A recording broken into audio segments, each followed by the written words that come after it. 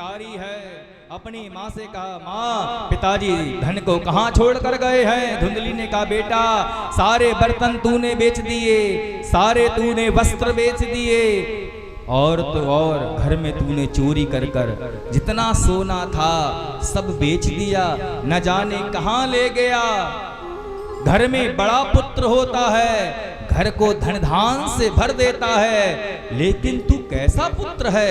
तूने तो घर का सारा सामान बेच दिया। बहुत कहा धुंधली ने, लेकिन धुंधकारी नहीं समझा। धुंधकारी ने कहा, बताओ कहाँ है? जब पूरे घर की तलाशी ली तो मंगलसूत्र मिल गया। मंगलसूत्र जो है अपनी माँ के हाथ से जबरदस्ती छुटाया और सुनार को दे आया, माँ को धक्का दिया। मंगलसूत्र को बेचने के बाद जो धन मिला सुनार से वैश्याओं को दे दिया। वैश्यावृत्ति में लग्न हो गया, संलग्न हो गया। कुछ दिनों बाद आया, माँ से फिर कहा, बताओ धन कहाँ रखा है? माँ ने कहा, बेटा आज मैं समझ गई, तूने अपने पिता की अंतिम निशानी तक को नहीं रखा, मंगलसूत्र तक को बेच दिया।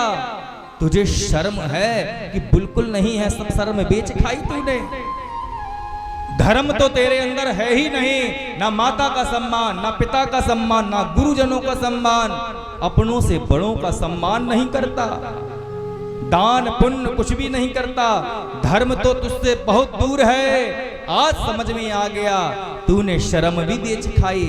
अपने कम से कम पिता की अंतिम निशानी तो छोड़ देता। धुंधली ने कहा, आज मैं समझ गई कि तू मेरा सपूत नहीं है, तू मेरा कपूत है। सपूत जो है माता पिता को सुखी करते हैं और कपूत जो है वह दुखी करते हैं। आज मेरी तूने आत्मा को दुखा दिया। अगर आज तेरे पिता जिंदा होते, मेरे पतिदेव जिंदा होते, तो तू मेरी ये दुर्दशा नहीं करता। इतना जब बोली धुंधली, चूल्हे में लकड़ी जल रही थी, जलती हुई लकड़ी को लिया और अपनी माँ को पीटना प्रारंभ कर दिया। बहुत पीटा, मारते मारते जलती लकड़ी से अपनी माँ को बेहोश कर दिया। वहीं लकड़ी फेंक कर घर से बड़बड़ाता हुआ निकल गया।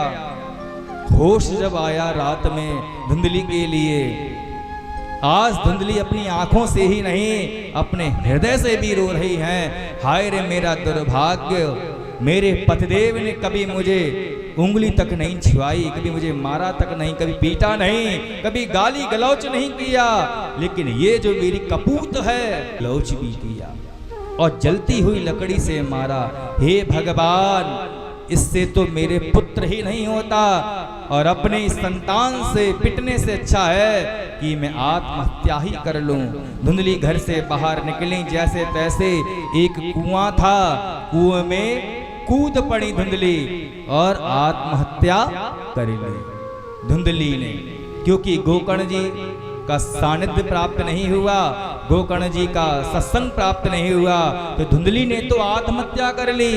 और आत्मदेव आत्महत्या करने जा रहे थे, लेकिन गोकर्ण जी का सत्संग मिल गया तो आत्महत्या ना कर कर अपने जीवन को सुधार लिया, प्रभु के चरणों में लगा लिया। इसलिए कहते जीवन में सत्संग होना चाहिए। और सत्संग कहाँ मिलेगा? सत्संग कथाओं में ही मिल सकता है, बुजुर्गों के पास बैठने पर मिल सकता है।